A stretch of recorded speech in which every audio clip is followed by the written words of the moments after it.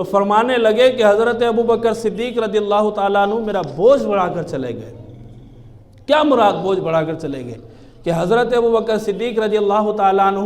غریبوں کی بھی ہمدردی فرمانے والے تھے، رات میں لوگوں کے گھروں میں جا جا کر کام کیا کرتے تھے۔ پچھلے دنوں آپ نے جمعہ کے بیان میں واقعہ سنا ہوگا کہ ایک بوڑھی عورت کے گھر میں حضرت عمر فرماتے ہیں کہ میں کام کروں۔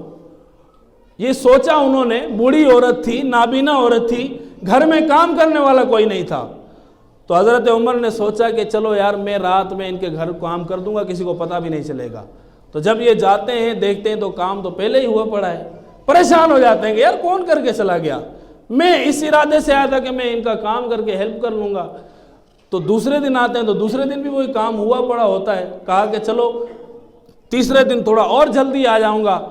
تیسرے دن جلدی آتے ہیں تو وہی کام ہوا پڑا ہے، تو اور پریشان ہو جاتے ہیں کہ یار ہے کون جو یہ کام کر کے چلا جاتا ہے۔ تو ایک دن انہوں نے کیا کیا کہ دن ہی میں اس عورت کے گھر میں چھپ گئے کہ رات میں دیکھو تو صحیح آتا کون ہے اس عورت کا گھر کام کرنے والے۔ دیکھیں اسلام کے خلیفہ ہیں، یوں سمجھ لیں کہ اس ملک کے صدر تھے، وزیر اعظم تھے، مثال دے رہا ہوں، ہمارے ہاں اس سے بڑا عہدہ کسی کا بھی نہیں ہوتا جو وزیر اعظم ہوتا ہے یا پاکستان کا صدر ہوتا ہے۔ تو اس وقت کی آپ اس لیول کو سمجھ لیں کہ اس ملک کا وزیر اعظم اگر آج ہمارے کامران بھائی کے گھر پہ آ جائیں تو گلاب شاہ کالونی میں تو اس کے چرچے ہی ہو جائیں گے، یار وزیر اعظم عمران خان ان کے گھر پہ آ گیا۔ تو یہ ایک مثال میں دے رہا ہوں کہ حضرت سیدنا صدیق اکبر رضی اللہ تعالیٰ عنہ خلیفہ ہیں، امیر المؤمنین ہیں، انبیاء کرام کے بعد افضل ترین ہستی کون سی ہے؟ حضرت ابوبکر صدیق رضی اللہ تعالیٰ عنہ کی۔ تو یہ رات میں حضرت عمر رضی اللہ تعالیٰ عنہ چھپ جاتے ہیں کہ دیکھو تو صحیح کام کرنے کون آتا ہے۔ بات ہوتی ہے تو دیکھتے ہیں کہ حضرت ابوبکر صدیق رضی اللہ تعالیٰ عنہ آتے ہیں اور گھر کا سارا کام جھاڑو پوچھا برتن ورتن سب کچھ کر کے چلے جاتے ہیں۔ تو یہ جب حضرت عمر رضی اللہ تعالیٰ عنہ نے دیکھا نا تو ان کی آنکھوں سے آنسو آ گئے، اور ہر حوالے سے حضرت سیدنا صدیق اکبر رضی اللہ تعالیٰ عنہ کا جو مقام ہے، جو مرتبہ ہے، جو منصب ہے وہ اعلیٰ ہے۔ اللہ تبارک و تعالیٰ نے ان کو جو مقام ان کی حق میں آیتوں کو نازل فرمایا ایسے نہیں فرمایا، اور حضرت سیدنا صدیق اکبر رضی اللہ تعالیٰ عنہ کا جو خوف خدا تھا وہ بھی کمال درجے کا خوف خدا تھا۔ اللہ تبارک و تعالیٰ نے ان کو بہت سی خصوصیات سے نوازا تھا کہ حضرت سیدنا صدیق اکبر رضی اللہ تعالیٰ عنہ وہ ہستی ہیں کہ جو حضور صلی اللہ تعالیٰ علیہ وسلم کے ساتھ مکے میں پہلے ہجرت کرنے والے تھے۔ پہلی ہجرت کرنے والے حضرت ابوبکر صدیق رضی اللہ تعالیٰ عنہ تھے، اور ان کی ہجرت کی جو خوشخبری تھی وہ جبرائیل امین علیہ السلام نے حضور علیہ السلام کو آ کر دی کہ آپ کے ساتھ جو ہجرت کرنے والی شخصیت ہوگی وہ ابوبکر ہوگا۔ اور حضرت ابوبکر صدیق رضی اللہ تعالیٰ عنہ فرماتے ہیں کہ میں نے کئی بار، ایک مرتبہ نہیں کئی بار حضور علیہ السلام کو جبرائیل امین کے ساتھ باتیں کرتے سنا۔ جو جبرائیل امین وحی لے کر آتے تھے نا، چونکہ حضرت ابوبکر صدیق حضور علیہ السلام کے ساتھ ہی ہوا کرتے تھے، تو کہتے ہیں کہ ان کے درمیان جو باتیں ہوتی تھی وہ میں سن لیا کرتا تھا بعض اوقات۔ تو حضرت سیدنا صدیق اکبر رضی اللہ تعالیٰ عنہ کا ایک واقعہ ملتا ہے کہ حضرت سیدنا قاسم بن محمد رضی اللہ تعالیٰ عنہ روایت کرتے ہیں کہ حضرت ابوبکر صدیق رضی اللہ تعالیٰ عنہ کعبۃ اللہ شریف جا رہے تھے کہ قریش کے ایک پاگل لڑکے نے آپ کے سر پر مٹی کو ڈال دیا۔ اب اتنے میں وہاں سے ولید بن مغیرہ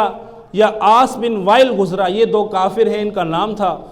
تو حضرت ابوبکر صدیق رضی اللہ تعالیٰ عنہ نے ان کی طرف دیکھ کر کہا کہ اس بے وقوف کی گندی حرکت تم نے دیکھ لی؟ تو وہ کہنے لگا کہ اس کے ذمہ دار تم خود ہو، کہ آج اگر تمہارے سر پر یہ جو مٹی ڈلی ہے نا اس کے ذمہ دار تم خود ہو۔ کہنے کا مطلب کیا تھا؟ کہنے کا مطلب یہ تھا کہ تم نے اپنے لوگوں سے غداری کی،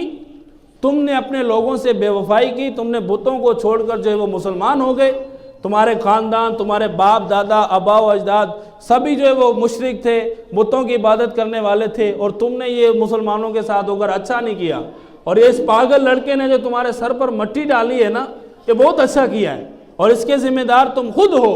جب یہ انہوں نے جملے کہے، یہ تانا مارا حضرت ابوبکر صدیق رضی اللہ تعالیٰ عنہ کو، تو انہوں نے آسمان کی طرف دیکھ کر 3 مرتبہ اللہ تبارک و تعالیٰ کی شان بیان فرمائی کہ یا اللہ تو بڑا حلیم ہے، یا اللہ تو بڑا حلیم ہے، یا اللہ تو بڑا حلیم ہے، یعنی حلم والا ہے۔ یہ حضرت سیدنا ابو بکر صدیق رضی اللہ تعالیٰ عنہ کی برداشت کی قوت دیکھیں کہ ان کے اندر ایک حلم تھا، بردباری بھی تھی۔ اور آج ہمارے ہاں کوئی ہو جاتا ہے اور ہمیں کوئی ایک جو ہے وہ چماٹ مار کر تو دکھائے، ہم بدلے میں اس کو 3-4 لگا دیتے ہیں۔ ایک گھوسا مار کر دکھائے، 3-4 اس کو گھوسے لگا کر دکھائیں گے۔ اگر کوئی بندہ غلطی سے ہمارے پیچھے کوئی گاڑی مار دیتا ہے، کوئی بائک مار دیتا ہے اور اس کو تھوڑا نقصان ہو جاتا ہے تو ہم جو ہے وہ اس کا فرض سمجھتے ہیں، واجب سمجھتے ہیں کہ اس گاڑی کو مطلب 20 ٹریفک میں روک کر اس کے ساتھ لڑنا شروع کر دیتے ہیں۔ تو میرے میٹھے اسلام بھائیوں، حضور علیہ السلام کی محبت کا دم بھرنے والے، آقا صلی اللہ تعالیٰ علیہ وسلم کی محبت کا دم بھرنے والے ایسے نہیں ہوتے،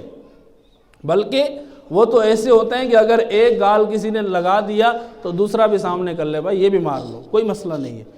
یہ صحابہ کرام کی زندگی کا طرز تھا، یہ حضور علیہ السلام کی زندگی کا طرز تھا۔ اور اتنی بڑی ہستی حضرت ابوبکر صدیق رضی اللہ تعالیٰ عنہ، آپ نے ان کا حلم دیکھا کہ انہوں نے مٹی ڈالی، پھر بھی اللہ تبارک و تعالیٰ کی تعریف بیان کر رہے ہیں، ان کی حلم بیان کر رہے ہیں۔ تو یہ ہم نے اپنے اندر بھی حلم کو پیدا کرنا ہے، بردباری کو پیدا کرنا ہے۔ فقط ہم نے نعروں تک محدود نہیں رہنا، فقط ہم نے باتوں تک محدود نہیں رہنا کہ یار ہم محبت کرنے والے ہیں، ہم صحابہ سے محبت کرنے والے ہیں، ہم حضور علیہ السلام سے محبت کرنے والے ہیں۔ تو یہ محبت جو کرنے والے ہیں نا، یہ محبت ہمارے اندر نظر بھی آنی چاہیے۔ جو ان کی زندگی تھی، جس طریقے سے انہوں نے اپنی زندگی کو گزارا، اس زندگی کو اپنے اندر نافذ کر لیں گے، پھر ہی ہمیں پتہ لگے گا یا کہ یہ محبت کرنے والا ہے۔ تو انشاءاللہ عز و جل مزید ان کی زندگی کے متعلق جو ہے وہ آنے والے منگل اور بدھ کی رات آپ کی اسی فیضان بسم اللہ مسجد میں حضرت سیدنا صدیق اکبر رضی اللہ تعالیٰ عنہ کے عرس کے حوالے سے محفل رکھی جا رہی ہے۔ تو چونکہ اس مہینے کی چاند کی 22 تاریخ کو یوم عرس ہے نا حضرت ابوبکر صدیق رضی اللہ تعالیٰ عنہ کا، تو انشاءاللہ عز و جل ان کا عرس یہاں پر بھی منایا جائے گا اور یہ محفل قائم کی جائے گی مزید انشاءاللہ عز و جل۔ اس محفل میں ان کی زندگی کے متعلق سنیں گے۔ اللہ تبارک و تعالی ہمیں عمل کی توفیق عطا فرمائے۔ اپنے گھروں میں بھی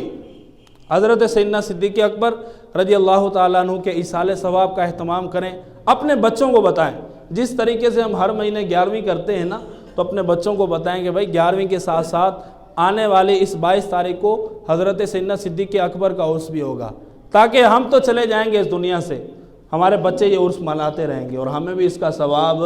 ملتا رہے گا۔ اللہ پاک ہمیں عمل کی توفیق عطا فرمائے۔ آمین بجاہ نبی الامین صلی اللہ علیہ وسلم۔